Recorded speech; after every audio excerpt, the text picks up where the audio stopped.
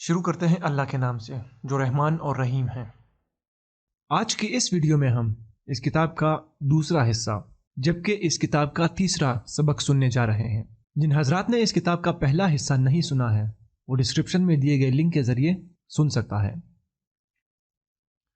السلام علیکم دوستوں، اورینٹ اکیڈمی میں خوش آمدید۔ میں ہوں آپ کا دوست عامر خان۔ دوسرا حصہ، ایک متبادل نقطہ نظر۔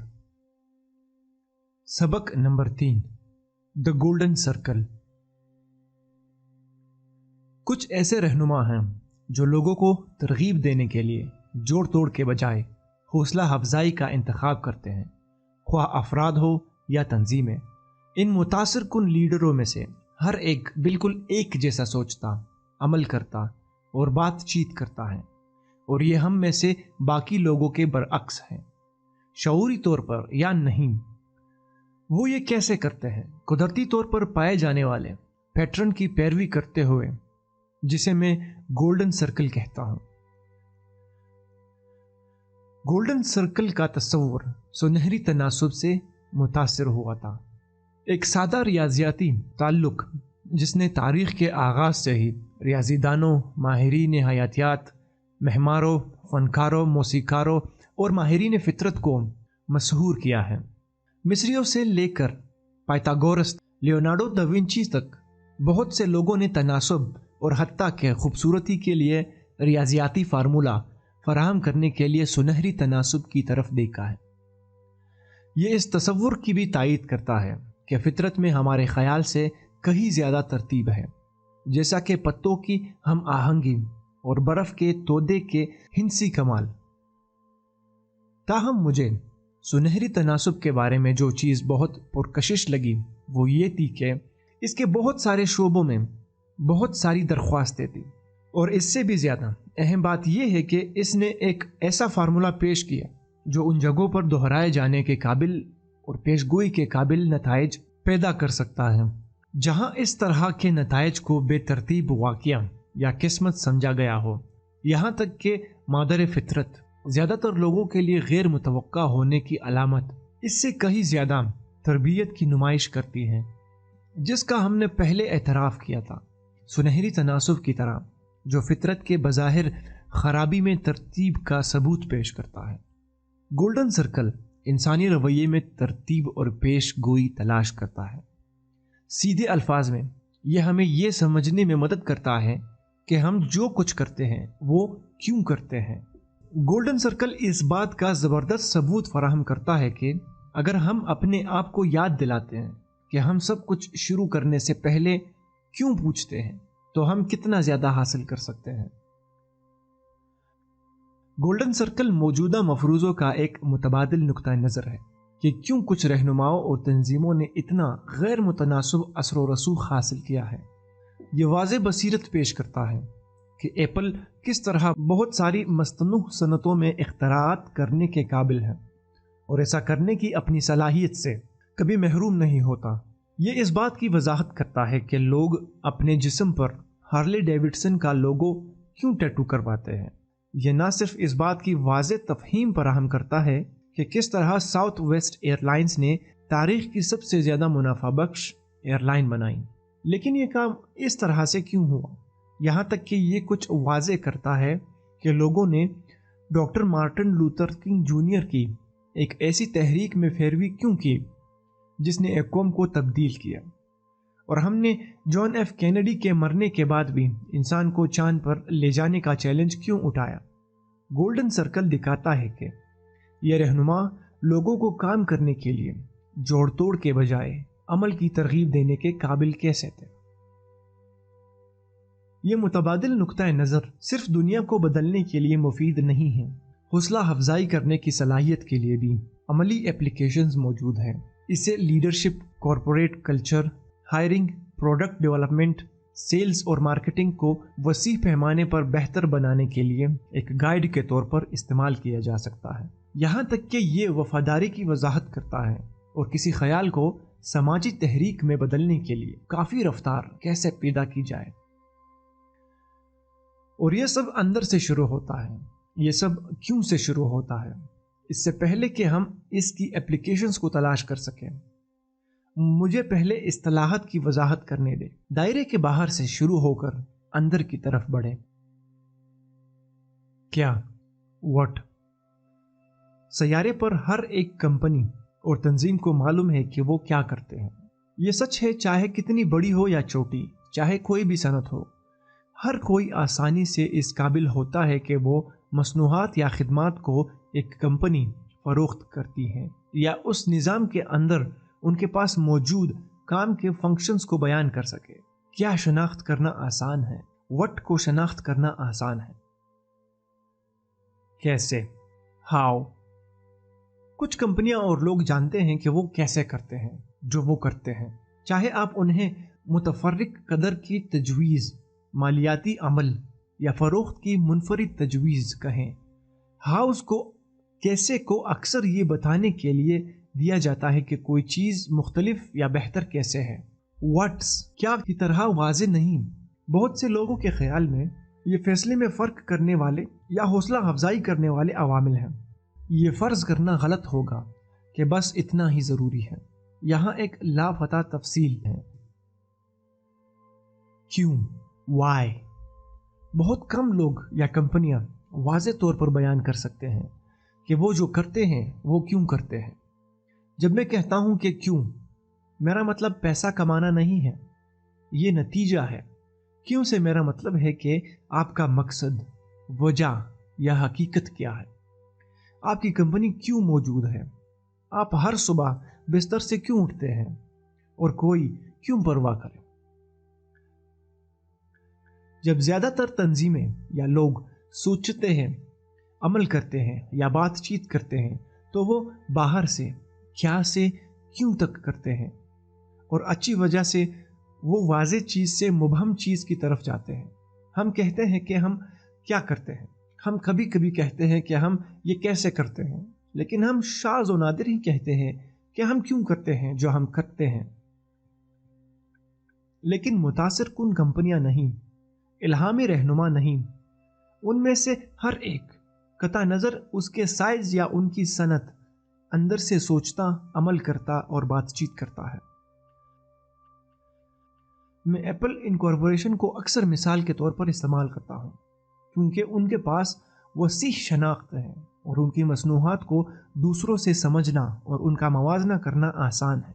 مزید یہ کہ ایپل کی وقت کے ساتھ کامیابی عام نہیں، سال بسال سب سے زیادہ اختراعی کمپنیوں میں سے ایک رہنے کی ان کی قابلیت، فرقے کی طرح کی پیروکاروں کو اپنی طرف متوجہ کرنے کی ان کی غیر معمولی صلاحیت کے ساتھ، گولڈن سرکل کے بہت سے اصولوں کو ظاہر کرنے کے لیے انہیں ایک بہترین مثال بناتی ہے۔ میں مارکیٹنگ کی ایک سادہ مثال کے ساتھ شروع کروں گا۔ اگر ایپل دیگر کمپنیوں کی طرح ہوتی تو ان کی طرف سے ایک مارکیٹنگ پیغام گولڈن سرکل کے باہر سے ہوتا۔ اس بیان سے شروع ہوتی کہ یہ کمپنی کیا کرتی ہے یا کیا بناتی ہے، اس کے بعد وہ کس طرح سوچتے ہیں کہ وہ مقابلے سے مختلف یا بہتر ہے، اس کے بعد کچھ کال ٹو ایکشن ہوگا اس کے ساتھ۔ کمپنی بدلے میں کچھ رویے کی توقع کرے گی، اس معاملے میں خریداری۔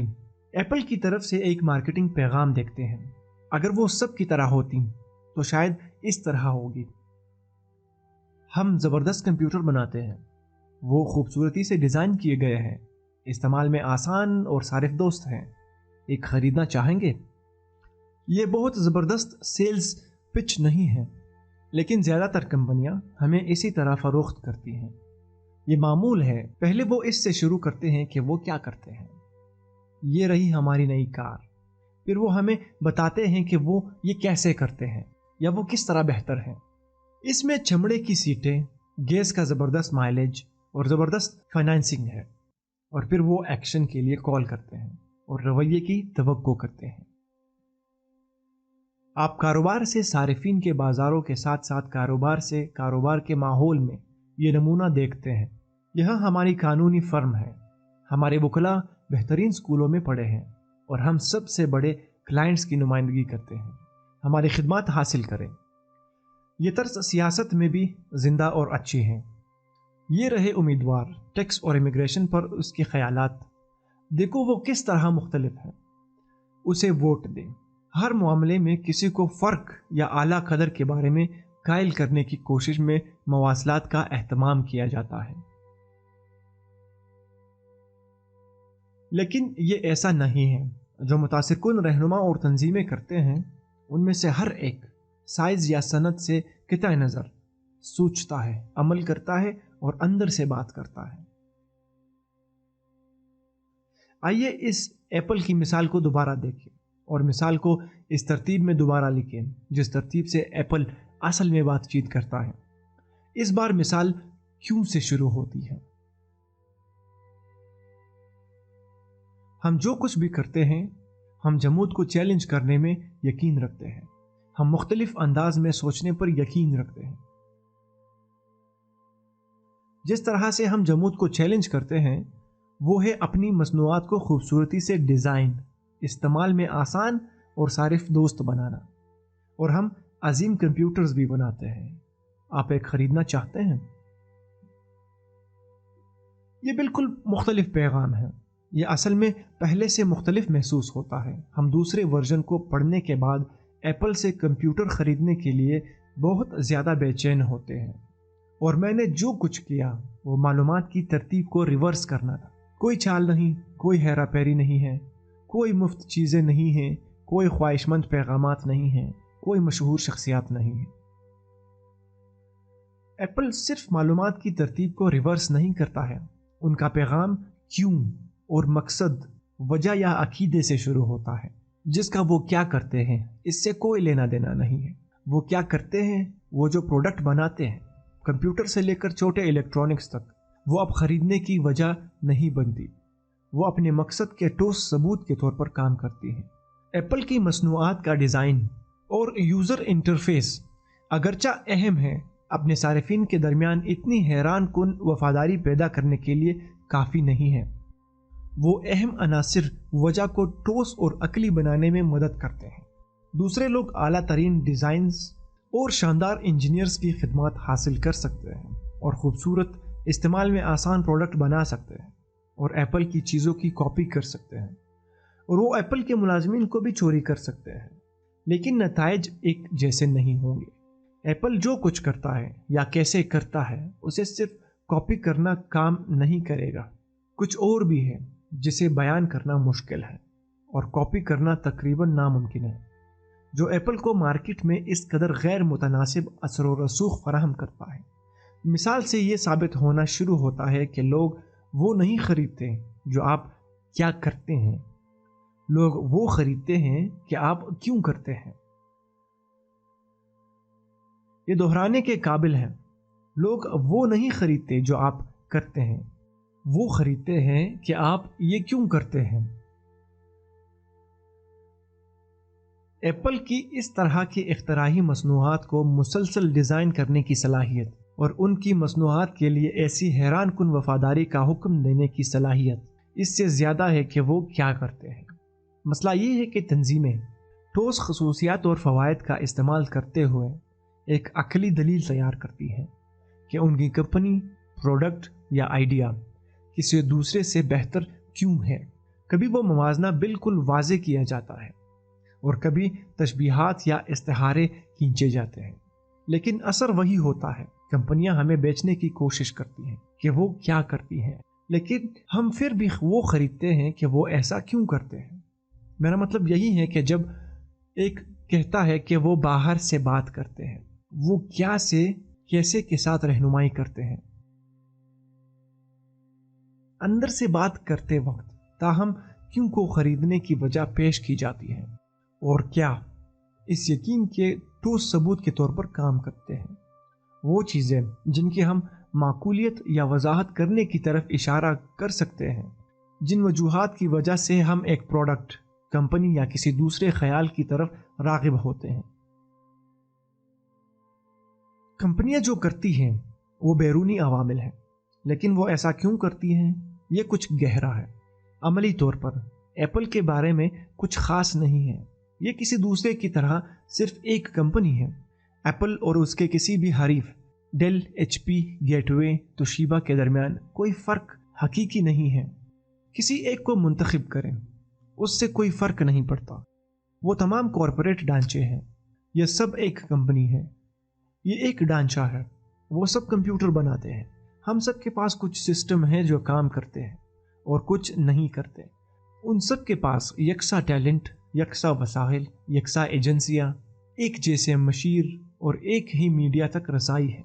उन सब के पास कुछ ऐसे मैनेजर्स, कुछ अच्छे डिज़ाइनर्स और होशियार इंजीनियर हैं।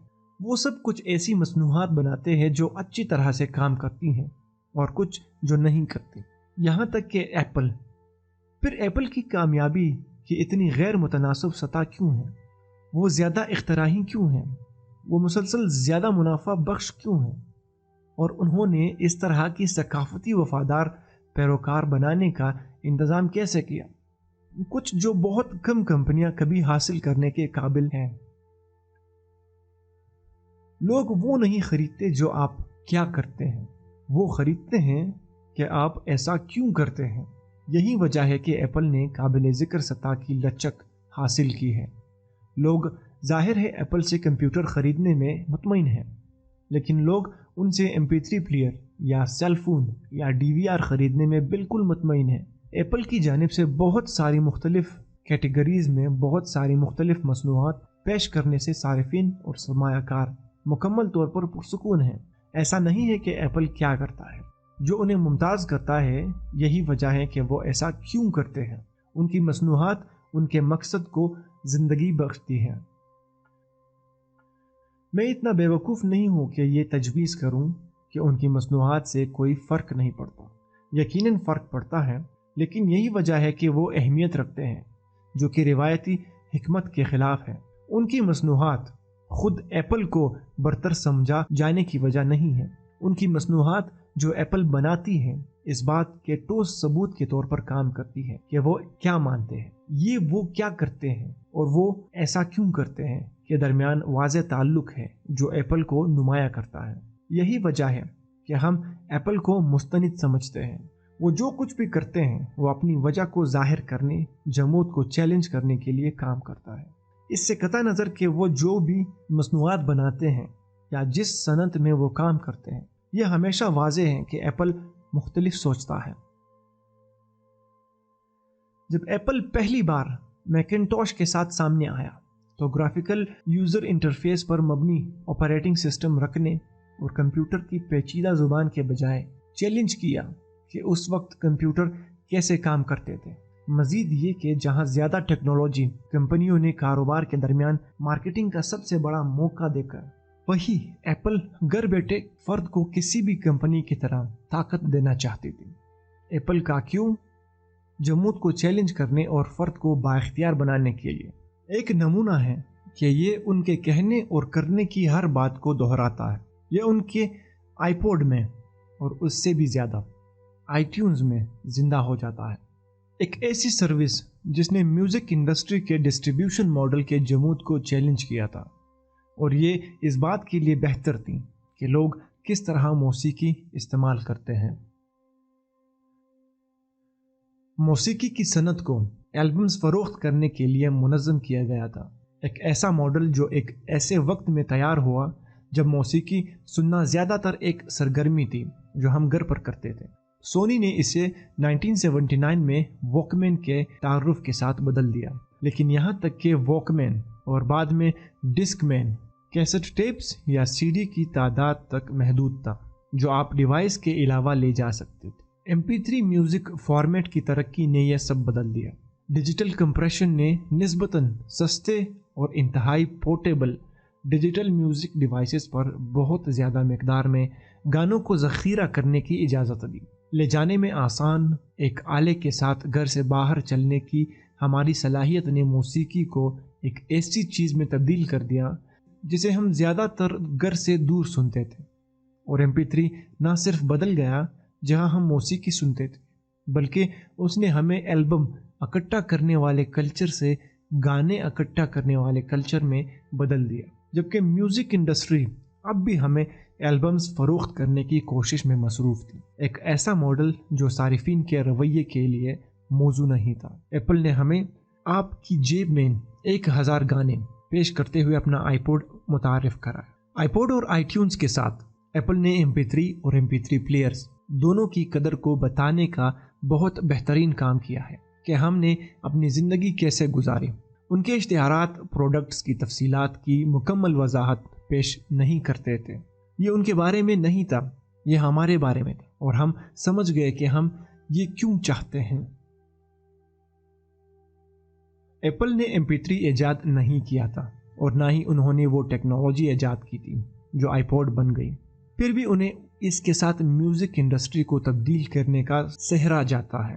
Multi gigabyte portable hard drive music player دراصل کریٹو ٹیکنالوجی لمیٹڈ نے ایجاد کیا تھا، جو سنگاپور کی ایک ٹیکنالوجی کمپنی ہے جس نے ساؤنڈ بلاسٹر آڈیو ٹیکنالوجی بنا کر مقبولیت حاصل کی، جو گھریلو PC کو آواز دینے کے قابل بناتی ہے۔ در حقیقت تخلیقی اندراج کے مارکیٹ میں داخلے کے بعد ایپل نے 22 مہینوں تک آئی پوڈ متعارف نہیں کروایا تھا۔ یہ تفصیل صرف سوال میں پہلے موور کے فائدے کے مفروضے کو کال کرتا ہے۔ صرف یہ تفصیل پہلے موور کے فائدے کے مفروضے پر سوالیہ نشان لگاتی ہے۔ ڈیجیٹل آواز میں ان کی تاریخ کو دیکھتے ہوئے تخلیقی ڈیجیٹل میوزک پروڈکٹس متعارف کرانے کے لیے ایپل سے زیادہ اہل تھا۔ مسئلہ یہ تھا کہ انہوں نے اپنی مصنوعات کی تشہیر MP3 5 GB پلیئر کے طور پر کی۔ یہ بالکل ویسا ہی پیغام ہے جو ایپل کے 1000 گانے آپ کی جیب میں ہے۔ فرق یہ ہے کہ تخلیقی نے ہمیں بتایا کہ ان کا پروڈکٹ کیا تھا اور ایپل نے ہمیں بتایا کہ ہمیں اس کی ضرورت کیوں ہے۔ صرف بعد میں ایک بار جب ہم نے فیصلہ کیا کہ ہمارے پاس ایک آئی پوڈ ہونا ہے تو کیا فرق پڑا، اور ہم نے 5 GB ورژن، 10 GB ورژن وغیرہ کا انتخاب کیا۔ ایسی ٹھوس تفصیلات جنہوں نے ثابت کیا کہ ہم 1000 گانے اپنی جیب میں لے سکتے ہیں۔ ہمارا فیصلہ کیوں سے شروع ہوا اور اسی طرح ایپل کی پیشکش بھی ہوئی۔ ہم میں سے کتنے لوگ یقین کے ساتھ کہہ سکتے ہیں کہ در حقیقت آئی پوڈ کریٹو کے ذہن سے بہتر ہے؟ مثال کے طور پر آئی پوڈز اب بھی بیٹری کی زندگی اور بیٹری کی تبدیلی کے مسائل سے دوچار ہیں۔ وہ صرف مرنے کا رجحان رکھتے ہیں۔ شاید ایک ذہن بہتر ہے۔ حقیقت یہ ہے کہ ہمیں اس کی پرواہ نہیں ہے۔ لوگ وہ نہیں خریدتے کہ آپ کیا کرتے ہیں، لوگ وہ خریدتے ہیں کہ آپ ایسا کیوں کرتے ہیں۔ اور یہ ایپل کی واضح وضاحت ہے کہ کیوں انہیں اختراعات کرنے کی اتنی قابل ذکر صلاحیت ملتی ہے۔ اکثر ان کمپنیوں کے خلاف مقابلہ کرتی ہے جو بظاہر ان سے زیادہ اہل نظر آتی ہیں اور اپنے بنیادی کاروبار سے باہر کی صنعتوں میں کامیاب ہوتی ہیں۔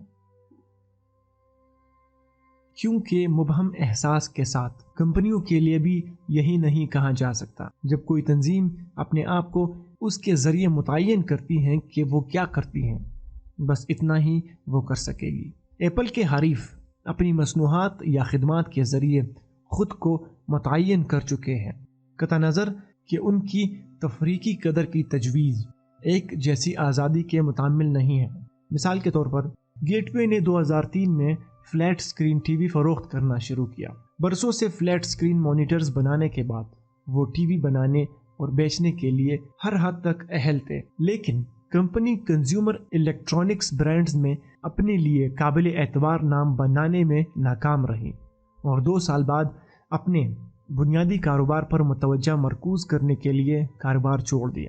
ڈیل 2002 میں PDA اور 2003 میں MP3 پلیئرز کے ساتھ سامنے آیا، لیکن ہر مارکیٹ میں صرف چند سال ہی چل سکا۔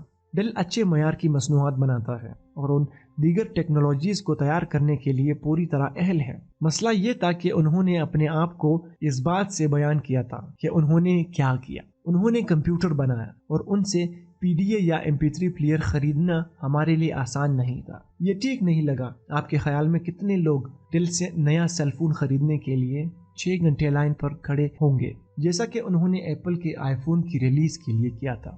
لوگ ڈیل کو کمپیوٹر کمپنی سے زیادہ کچھ نہیں دیکھ سکتے۔ اس کا کوئی مطلب نہیں تھا۔ کمزور فروخت نے ڈیل کی چھوٹی الیکٹرانک اشیاء کی مارکیٹ میں داخل ہونے کی خواہش کو فوری طور پر ختم کر دیا۔ اس کے بجائے انہوں نے اپنے بنیادی کاروبار پر توجہ مرکوز کرنے کا انتخاب کیا، جبکہ ڈیل بہت سے دوسرے لوگوں کی طرح اپنے بانی مقصد وجہ یا عقیدے کو دوبارہ دریافت نہیں کر سکتا اور اپنے کہنے اور کرنے کے لیے کیوں شروع نہیں کر سکتا۔ وہ بس کمپیوٹر ہی بیچا کرے گا، وہ اپنے بنیادی کاروبار میں پھنس جائیں گے۔ ایپل اپنے حریفوں کے برعکس اپنے آپ کو یہ بتاتا ہے کہ وہ یہ کام کیوں کرتا ہے، نہ کہ یہ کیا کرتا ہے۔ یہ کمپیوٹر کمپنی نہیں ہے، بلکہ ایک کمپنی ہے جو جمود کو چیلنج کرتی ہے اور افراد کو آسان متبادل پیش کرتی ہے۔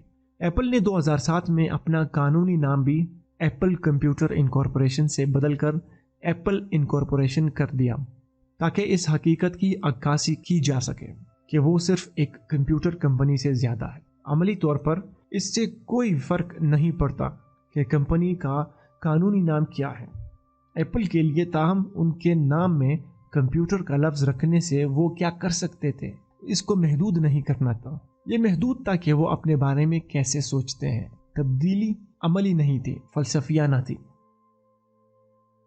ایپل کے کیوں کو 1970 کی دہائی کے آخر میں اس کی بنیاد کے وقت تشکیل دیا گیا تھا اور اب تک کی تاریخ تک تبدیل نہیں ہوا ہے، قطع نظر اس کے کہ وہ جو بھی مصنوعات بناتے ہیں یا جن صنعتوں میں وہ ہجرت کرتے ہیں، ان کا کیوں اب بھی مستقل رہتا ہے، اور ایپل کا قبول شدہ سوچ کو چیلنج کرنے کا ارادہ پیش گوئی ثابت ہوا ہے۔ ایک کمپیوٹر کمپنی کے طور پر انہوں نے ذاتی کمپیوٹنگ انڈسٹری کے کورس کو ری ڈائریکٹ کیا۔ ایک چھوٹی الیکٹرانک کمپنی کے طور پر انہوں نے سونی اور فلپس جیسی کمپنیوں کے روایتی تسلط کو چیلنج کیا ہے۔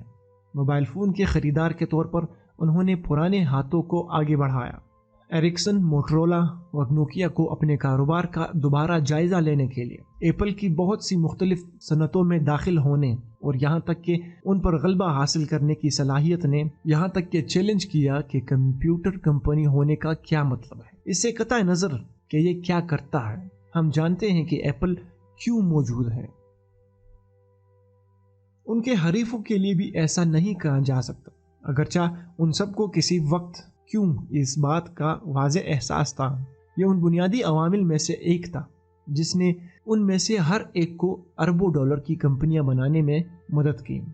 وقت کے ساتھ ساتھ ایپل کے تمام حریف اپنا کیوں کھو بیٹھے۔ اب وہ تمام کمپنیاں اپنے آپ کو اس طرح بیان کرتی ہے کہ وہ کیا کرتی ہیں۔ ہم کمپیوٹر بناتے ہیں، وہ ایک وجہ والی کمپنی سے مصنوعات بیچنے والی کمپنی میں بدل گئے، اور جب ایسا ہوتا ہے تو قیمت، معیار، سروس اور خصوصیات خریداری کے فیصلے کو تحریک دینے کے لیے بنیادی کرنسی بن جاتی ہیں۔ اس وقت ایک کمپنی اور اس کی مصنوعات ظاہری طور پر اشیاء بن چکی ہیں، چونکہ کوئی بھی کمپنی قیمت، معیار، سروس یا خصوصیات پر اکیلے مقابلہ کرنے پر مجبور ہو سکتی ہے۔ اس لیے کسی بھی مدت کے لیے فرق کرنا یا صرف ان عوامل پر وفاداری پیدا کرنا بہت مشکل ہے۔ اس کے علاوہ اس میں پیسہ خرچ ہوتا ہے اور ہر روز تناؤ سے جاگنا اس سطح پر تنہا مقابلہ کرنے کی کوشش کرتا ہے۔ یہ جاننا کہ کیوں دیر پا کامیابی اور دوسروں کے ساتھ الجھنے سے بچنے کی صلاحیت کے لیے ضروری ہے۔ کسی بھی کمپنی کو اس چیلنج کا سامنا کرنا پڑتا ہے کہ وہ اپنی مارکیٹ میں اپنے آپ کو کیسے الگ رکھ سکتا ہے۔ بنیادی طور پر ایک کموڈٹی ہے، قطع نظر اس کی کہ وہ کیا کرتی ہیں یا کیسے کرتی ہے۔ مثال کے طور پر کسی دودھ کے پروڈیوسر سے پوچھیں اور وہ آپ کو بتائے گا کہ دودھ کے برانڈز میں اصل میں تغیرات ہیں۔ مسئلہ یہ ہے کہ اختلافات کو سمجھنے کے لیے آپ کو ماہر ہونا پڑے گا۔ بیرونی دنیا کے لیے تمام دودھ بنیادی طور پر ایک جیسا ہے، اس لیے ہم صرف تمام برانڈز کو اکٹھا کر کے اسے ایک شے کہتے ہیں۔ جواب میں سند اس طرح کام کرتی ہے۔ یہ آج کل مارکیٹ میں موجود تقریباً ہر دوسری پروڈکٹ یا سروس کا نمونہ ہے۔ کاروبار سے صارف یا کاروبار سے کاروبار، وہ اس بات پر توجہ مرکوز کرتے ہیں کہ وہ کیا کرتے ہیں اور کیوں کرتے ہیں۔ اس پر غور کیے بغیر ہم ان کو اکٹھا کرتے ہیں اور وہ اشیاء کی طرح کام کرتے ہیں۔ جتنا زیادہ ہم ان کے ساتھ اشیاء کی طرح برتاؤ کرتے ہیں، اتنا ہی وہ اس بات پر توجہ مرکوز کرتے ہیں کہ وہ اسے کیا اور کیسے کرتے ہیں۔ یہ ایک شیطانی چکر ہے، لیکن صرف وہ کمپنیاں ہیں جو اشیاء کی طرح کام کرتی ہے جو ہر روز اس چیلنج کے ساتھ اٹھتی ہیں کہ فرق کیسے کیا جائے۔ کمپنیاں اور تنظیمیں جو کیوں کا احساس رکھتی ہیں तो वो इसकी फिक्र नहीं करते कि वो अपने आप को किसी और की तरह नहीं समझते हैं, और उन्हें अपनी कदर के बारे में किसी को कायल करने की ज़रूरत नहीं है। उन्हें गाजरों और लाठियों के पेचीदा निज़ाम की ज़रूरत नहीं है। वो मुख्तलिफ है और हर कोई उसे जानता है। वो अपनी हर बात में क्यों से शुरू करते हैं। ऐसे लोग जो अब भी यकीन रखते हैं कि एप्पल का फ़र्क उसकी मार्केटिंग की सलाहियत से आता है। एप्पल एक तर्ज ज़िंदगी फ़रोख्त करता है। मार्केटिंग के पेशावर आपको बताएंगे। फिर ये मार्केटिंग के पेशावर अफराद ने जानबूझकर किसी दूसरी कंपनी के लिए एप्पल की कामयाबी और लंबी उम्र को कैसे नहीं दोहराया। इसे लाइफस्टाइल कहना एक पहचान है कि जो लोग एक ख़ास तरीके से ज़िंदगी गुजारते हैं वो एप्पल को अपनी ज़िंदगी में शामिल करने का इंतखाब करते हैं। एप्पल ने तर्ज ज़िंदगी के ईजाद नहीं किए हैं और ना ही ये तर्ज ज़िंदगी फ़रोख्त करता है। एप्पल उन ब्रांड्स में से है जिसकी तरफ एक मखसूस तर्ज ज़िंदगी गुजारने वाले अपनी तरफ मुतवज्जा होते हैं। वो लोग उस तर्ज ज़िंदगी में रहने के दौरान कुछ मसनूआत या ब्रांड इस्तेमाल करते हैं, यानी जुज़वी तौर पर हम उनके तर्ज ज़िंदगी को पहले जगह कैसे पहचानते हैं। उनके मुंतखब करदा प्रोडक्ट्स इस बात का सबूत बन जाते हैं कि वो काम क्यों करते हैं जो वो करते हैं। ये सिर्फ इस वजह से हैं कि एप्पल का क्यों इतना वाज़े है कि जो लोग उस पर यकीन रखते हैं वो उनकी तरफ खींचे चले जाते हैं। जैसा कि हार्ली डेविडसन लोगों के एक मखसूस ग्रुप के तर्ज ज़िंदगी में फिट बैठता है और प्राडा के जूते दूसरे ग्रुप के तर्ज ज़िंदगी के मुताबिक होते हैं। ये तर्ज ज़िंदगी है जो पहले आता है।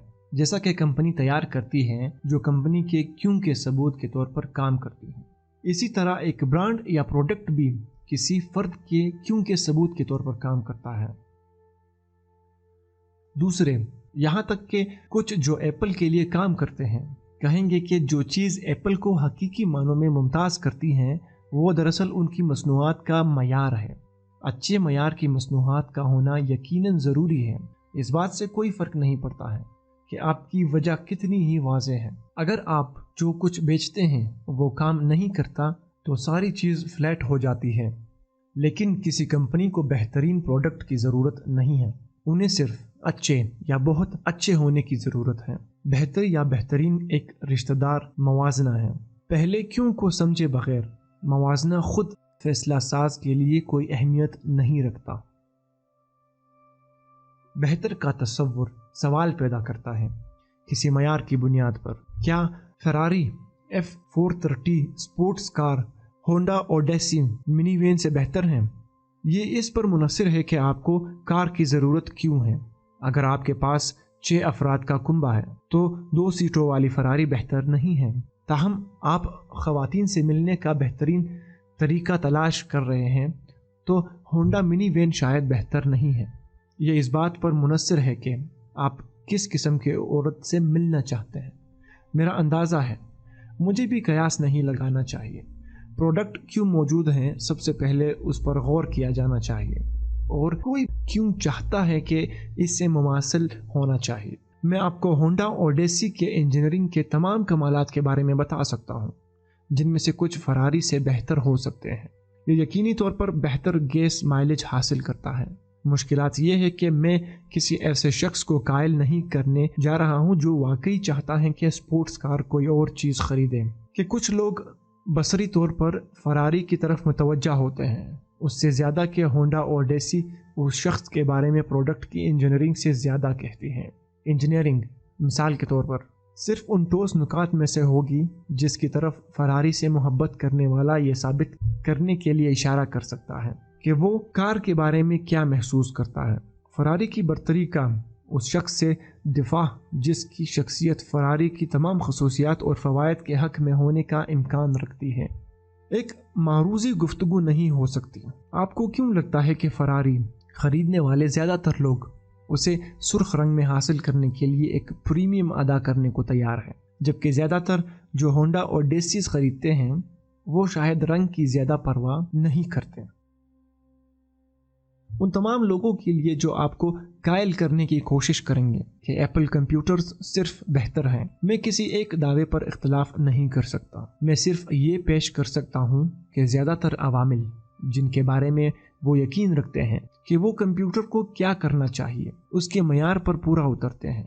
इस बात को जहन में रखते हुए मैकिन्टोश अमली तौर पर सिर्फ उन लोगों के लिए बेहतर हैं जो एप्पल के मानने पर यकीन रखते हैं। वो लोग जो एप्पल के क्यों को इश्तराक करते हैं कि एप्पल की मसनूआत मारूजी तौर पर बेहतर है और दूसरी सूरत में उन्हें कायल करने की कोई भी कोशिश बेसूद है। यहाँ तक कि मारूजी मीटरकस हाथ में होने के बावजूद पहले एक मुश्तरका मयार कायम किए बगैर कौन सा बेहतर है या कौन सा बुरा है इसके बारे में बहस से ज़्यादा कुछ नहीं। हर ब्रांड के वफादार दूसरे को ये बावर कराने की कोशिश में मुख्तलिफ खसूसियात और फ़वायद की तरफ इशारा करेंगे जो उनके लिए अहम है या उनके लिए कोई फ़र्क नहीं, और ये उन बुनियादी वजूहात में से एक है जिसकी वजह से बहुत सारी कंपनियां इस नाकिस मफरूज़े की बुनियाद पर पहली जगह फ़र्क करने की ज़रूरत महसूस करती हैं कि सिर्फ उनका ही ग्रुप दुरुस्त हो सकता है। लेकिन क्या होगा अगर दोनों फरीक सही थे? क्या होगा अगर एक एप्पल कुछ लोगों के लिए सही था और पीसी दूसरों के लिए सही था? अब ये बेहतर या बदतर के बारे में बहस नहीं है, ये मुख्तलिफ ज़रूरियात के बारे में बहस है। और इससे पहले कि बहस हो सके हर एक के लिए पहले क्यों कायम किया जाना चाहिए। बेहतर का एक सादा सा दावा, यहाँ तक कि उसकी पुष्ट पनाही करने के अकली सबूत के साथ ख्वाहिश पैदा कर सकता है और ख़रीदने के फैसले की हौसला अफजाई भी कर सकता है, लेकिन इससे वफादारी पैदा नहीं होती। अगर कोई गाहक हेराफेरी के बजाय कोई प्रोडक्ट ख़रीदने के लिए हौसला अफजाई करता है तो वो उन वजूहात की ज़ुबानी बयान करने के काबिल हो जाएगा कि वो क्यों सोचते हैं कि उसने जो ख़रीदा है वो बेहतर है। अच्छे मयार और खसूसियात अहम हैं, लेकिन वो कुत्ते की वफादारी पैदा करने के लिए काफ़ी नहीं है जिसका हुक्म देने के लिए तमाम मुतासर कुन रहनुमा और कंपनियां काबिल है। ये वो वजह है जिसकी नुमाइंदगी कंपनी, ब्रांड, प्रोडक्ट या शख्स करता है जो वफादारी को मुतासर करता है। वाहिद रास्ता नहीं, सिर्फ एक रास्ता है। अपनी वजह जानना ही कामयाब होने का वाहिद तरीका नहीं है, बल्कि ये एक देर पा कामयाबी को बरकरार रखने और जिद्दत और लचक का ज्यादा इम्तजाज रखने का वाहिद तरीका है। कोई भी क्यों मुबहम हो जाता है तो तरक्की, वफादारी और इल्हाम को बरकरार रखना बहुत ज्यादा मुश्किल हो जाता है, जिसने असल कामयाबी को आगे बढ़ाने में मदद की। मुश्किल से मेरा मतलब ये है कि इल्हाम के बजाय तेजी से हेराफेरी रवैये की हौसला अफजाई के लिए इंतखाब की हिकमत अमली बन जाती है। ये मुख्तसर मुद्दत में मुयस्सर है, लेकिन तवील मुद्दती में ज्यादा कीमत पर आता है। रेल रोड के क्लासिक बिजनेस स्कूल केस पर गौर करें। 1800 की दिहाई के आखिर में रेल रोड्स मुल्क की सबसे बड़ी कंपनियां थीं। इस तरह की यादगार कामयाबी हासिल करने के बाद यहाँ तक कि अमेरिका के मंजरनामे को तब्दील करते हुए ये याद रखना कि उनके लिए क्यों अहम होना बंद हो गया। इसके बजाय वो अपने किए के जुनून में मुब्तला हो गए। वो रेलवे के कारोबार में थे। नुक्ता नज़र की इस तंगी ने उनकी फैसला साजी को मुतासर किया। उन्होंने अपना सारा पैसा ट्रैक्स, क्रॉसटीज और इंजनों में लगा दिया, लेकिन 20वीं सदी के आगाज में एक नई टेक्नोलॉजी मुतहर्रिफ कराई गई, हवाई जहाज, और वो तमाम बड़ी रेलवे कंपनियां बिल आखिर कारोबार से बाहर हो गई। क्या होगा अगर वो खुद को बड़े पैमाने पर नकलो अमल के कारोबार में होने के तौर पर बयान करते? शायद उनका रवैया मुख्तलिफ होता। शायद उन्होंने ऐसे मौके देखे होंगे जो उन्होंने दूसरी सूरत में खो दिए थे। शायद वो आज तमाम एयरलाइंस के मालिक होते। मवाजना बहुत सारी दूसरी कंपनियों की तवील मुद्दती वक़ा का सवाल उठाता है, जिन्होंने अपने आप की और अपनी सनतों की तारीफ की है कि वो क्या करती हैं। वो इतने अरसे से इसी तरह कर रहे हैं कि उनकी नई टेक्नोलॉजी का मुकाबला करने या नए तनाजुर को देखने की सलाहियत एक मुश्किल काम बन जाती है। रेल रोड की कहानी मौसीकी की सनत के मामले में खौफनाक मुमासलत रखती है जिससे पहले बात की गई थी। ये एक और सनत है जिसने अपने कारोबारी मॉडल को एक नई टेक्नोलॉजी की तरफ से इशारा करदा रवैये की तब्दीली को फिट करने के लिए एडजस्ट करने का काम अच्छा नहीं किया है। लेकिन दूसरी सनतें जिनके कारोबारी मॉडल मुख्तलिफ वक्तों में तैयार हुए उसी तरह की वराड़े दिखाते हैं। अखबार, इशाहत और टेलीविज़न की सनतें जिनका नाम है लेकिन तीन, ये मौजूदा दौर के रेल रोड्स में जो अपने सार्फिन को اپنی ضروریات پوری کرنے کے لیے دوسری صنعتوں کی کمپنیوں کا رخ کرتے ہوئے دیکھتے ہوئے اپنی قدر کا تعین کرنے کے لیے جدوجہد کر رہے ہیں۔ شاید اگر میوزک کمپنیوں کو کیوں کا واضح احساس ہوتا تو وہ آئی ٹیونز کے مساوی ایجاد کرنے کا موقع دیکھتے ہیں، بجائے اس کے کہ اسے کسی اسکریپی کمپیوٹر کمپنی پر چھوڑ دیں۔